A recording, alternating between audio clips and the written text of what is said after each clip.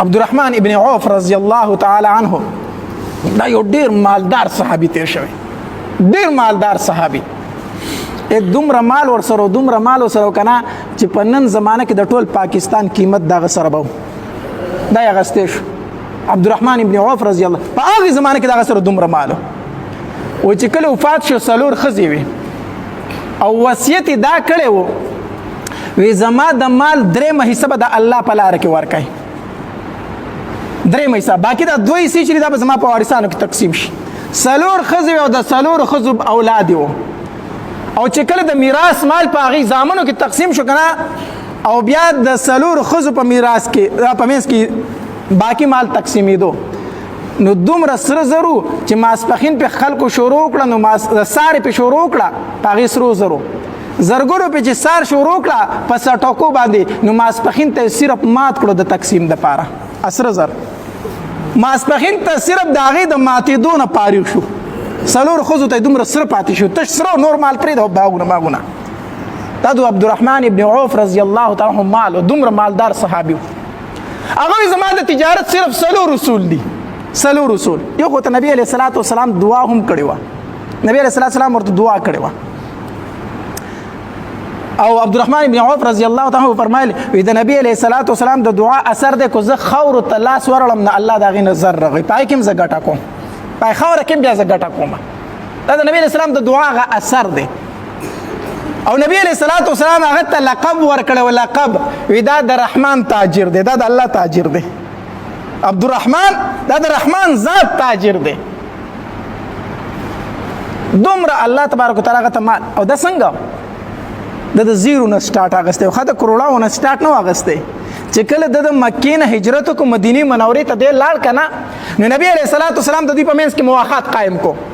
یو انصاري صحابي یو مهاجر صحابي، هلکه تاسو دواړه ورونه یئ، نو چې د چا په منځ کې به ورورولي قایم کړه، نو انصاري صحابي به وي راشه ته خو زما ورور شوې چې زه په کور کې مې حصه درکړمه، په جایداد کې درله مې حصه درکړمه. نو د عبدالرحمن ابن عوف رضی الله تعالی عنه سره چې کوم ملګری و نبی علیه السلام د ضرور کو، هغه ورته وویل وی راځه چې تاله په خپل کور کې حصه درکړم، په جایداد کې حصه درکړم، اوس خو زما ورور شوې که نه. عبدالرحمن ابن عوف رضی الله تعالی عنه فرمایل وی الله دې پکې تاله برکت واچوي، په ما یو احسان وکړه، ما ته د مدینې د بازار لاره وښیه، ما ته د مدینې د بازار څه وښیه، لاره وښیه، الله دې په دغې کې تاله برکت واچوي. چې کله د مدینې بازار ته لاړ صرف 3 درهم ورسره 3 دیناره 3 دیناره یا 4 دیناره ورسره د 3 یا 4 روپو د خپل تجارت سټارټ اغستی دی، ښه سټارټ یې اغستی دی. نو دوی زما د تجارت صرف 4 اصول دي، 4 یو دا چې وسیس چرته په قرض باندې نه اخلم، سیس په قرض باندې وړوکی تاجر نه ما درته اوس وې په ارباو په کروڑاو په بیلیونو باندې د هغه مال و، خو په قرضو باندې څه شی نه اخلم، په قرضو مې چېرته څه شی نه دی اخیستی، اخلم نو په نغدو باندې اخلم. دا ولې په قرضو باندې شی اخیستل نه دی، دا ځان له دوکه ورکول دي، دا ځان له دوکه ورکول دي. دلته بازار کې هم دوکه ورکول دي، دلته کې د ځان لوی تاجر راخ کړی چې زه لوی بزنسمین یم، په حقیقت کې دی د روپۍ سړی هم نه، ځکه د سره خو څه شی نه ټولې په قرضو روان کړی، دوکه ده که نه، غټ بزنس شروع کړی، په حقیقت کې چې تپوس کې هغه ټول په پردو پیسو وي. نو بیا دې څه کوي، دوکې کوي، وایي په ما باندې قرضه ده، نو چې په ما باندې قرضه ده نو د خلکو نه په څه باندې راټولوي، بیا په دوکو راټولوي. نو عبدالرحمن ابن عوف رضی الله تعالی فرمایل یو وی چېرته ما په قرضو باندې څه شی اخیستی نه دی، دا مې د تجارت اول اصول دی، لږ اخلم کو ډېر اخلم خو په نغدو اخلم. دویم اصول د تجارت د عبدالرحمن ابن عوف رضی الله تعالی عنه، دویم اصول داو وی چرته سامان می ذخیره اندوز کړی نه دی، دا می ریټ ته نه دی ښې چې اوس سیزن دی، اوس یې ریټ کم دی چې سیزن تیر شو د خلکو ورته حاجت شي نو بیا به یې ګران خرڅ کړمه. دا می چرته مونږ داسې کوو که نه کوو، الله دې زموږ په حال رحم وکړي، ټول داسې کوو. هلکه غنم اوس یې نه خرڅوم، ورګه بیا به یې خرڅ کړم چې د خلکو کر غنم ختم شي، بیا به ریټ وخیږي، بیا به ریټو جوړه لکه ریټ ته مې ایښي دي، ریټ ته مې ایښي دي. دا کوم ډیلران چې دا واخلي ګودامونو ته ډک کې کوډک نه کي، دلته خلک د لوګي نه مري دی ورکه چې ریټ لګو خيږي کنه ریټ لګو. نو عبدالرحمن ابن عوف رضی الله تعالی فرمایل وې دویم می چرته خپل مال ذخیره کړي نه دی، بس لګ ګټه پر راتلا کوډیر راتلا ما د مخې سره خرڅ کړي دي، چې لږ قیمت پې راته هم ما ورکړی دی ما وایي زه دا لاړ شي نور به راشي دویم اصول زما دا و چې مال مې جمع کو به قیمت دپاره ما خپل سامان نه دی ایښی دریم اصول مې وي د تجارت دا دی دریم اصول چې په خپل مال کې مې غیب ښکاره کړی دی څه ښکاره کړی دی غیب مې ښکاره کړی دی غیب مې ښکاره کړی دی چې څه غیب به په مال کې هغه مې به وي چې دا غیب دی پکې ځکه چې نبی علیه الصلاة والسلام فرمایي من غش فلیس منا دا مشهور حدیث ته موږ ټول اورېدلی که په سکولونو کې موږ ته پړاویږي که نه د دې پس منظر څه دی د نبی علیه الصلاة والسلام طریقه دا وه چې کله به د ماسپښین لمونځ وکړو که نه دی به بازار ته وتو منډۍ ته به وتو په منډۍ کې به ګرځېدو زه هم په شانتي نه چې بازار کې راته ځان تلنی خو بازار معلوماتو له وتل پکاري که نه سبا مولا چېرته بازار ته لاړ شي تاسو هم نه پرېږدی دی په بازارونو کې ګرځېږو هغه ته هم ځان بد ښکاري نو نه د نبی علیه الصلاة والسلام طریقه دا وه چې د ماسپښین لمونځ به وکړو منډۍ ته به ووت معلومات پی کول چې خلک څیزونه څنګه خرڅوي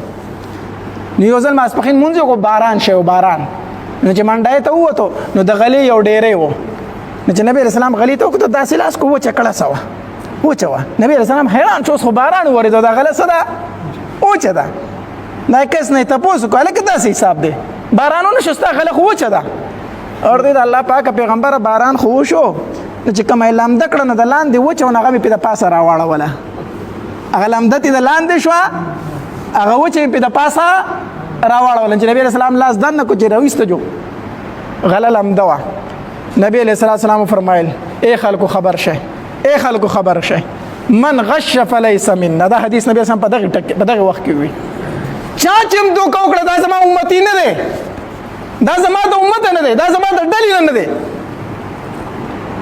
چا روژه ونیوه ونه نیوه داسې ویلي دي نه چا حج ونه کړو داسې ویلي نه دا نه دي ویلي چا حج ونه کړو دا زما د ډلې نه دی دا نه دي ویلي چا روژه ونیوه دا زما د ډلې نه دی چا چې دوکه وکړه دا زما د ډلې نه دی دا زما امتي نه دی عبدالرحمن ابن عوف رضی الله تعالی فرمایل چې کله یو څیز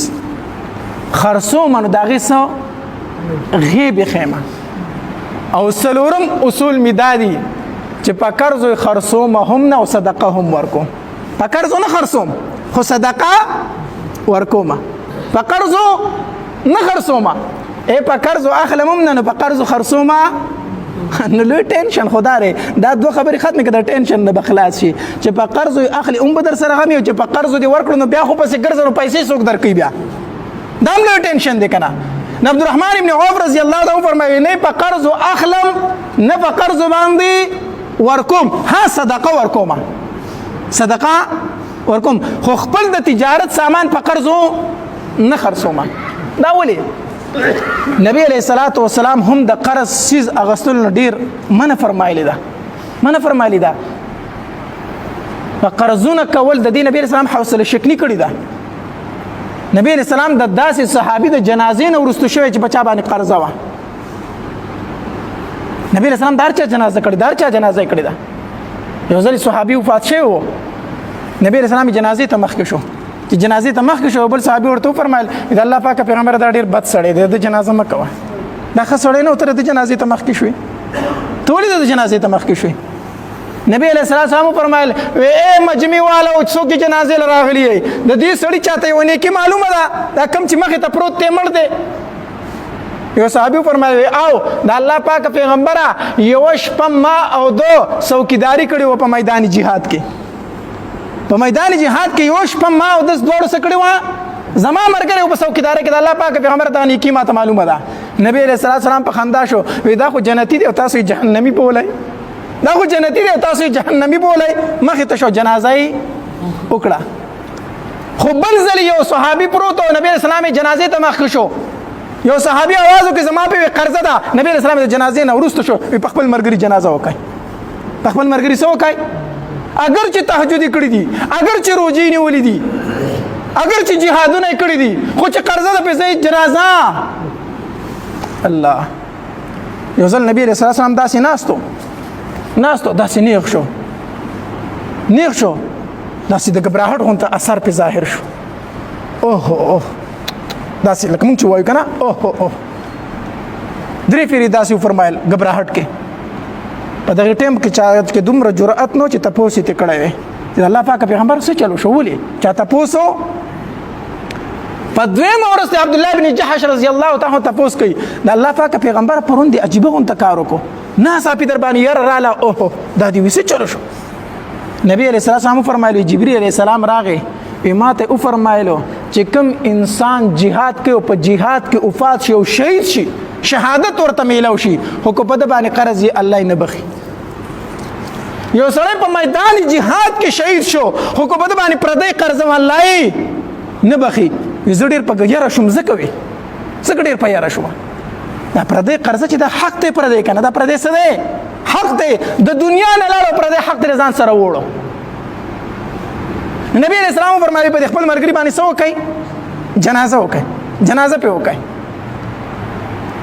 یو صحابي د الله پاک پیغمبر چې بدقه قرضه دغه به ادا کم تاسو د جنازه وکي نبی علیہ السلام ته ذمہواری واغستوي او نبی زره مخ شو دغه باندې سو کړه نو عبد الرحمن ابن عوف رضی الله تعالی فرمایي وي نه په قرض اغست دي او نه په قرض خرڅ کړی دي ها صدقه می ور کړی ده صدقه می ور کړی ده څومره صدقه ای روایت کې راځي عبد الرحمن ابن عوف رضی الله تعالی عنہ ډیر زره غلامان آزاد کړی دي ډیر زره غلامان عبد الرحمن ابن عوف آزاد کړی دي ښا موږ مو صدقه کو ډیر زره غلامان آزاد کړی دي دا مالو د الله په لار کې لګیدو صدقه کوم وي او نبی علیہ الصلوۃ والسلام فرمایي وی الله تبارک وتعالى قسم کوي الله قسم کوي چې څوک د خپل مال نه صدقه ورکوي زبر له مال زیاتو الله قسم کوي چې څوک د خپل مال نه څه ورکوي صدقه ورکوي زبر له مال څه کومه عبد الرحمن ابن عوف رضی الله تعالی فرمایل وی زما د تجارت دا سلور اصول دي نشه په قرض اخلم نه په قرض ورکوم خو صدقه ور سره کوم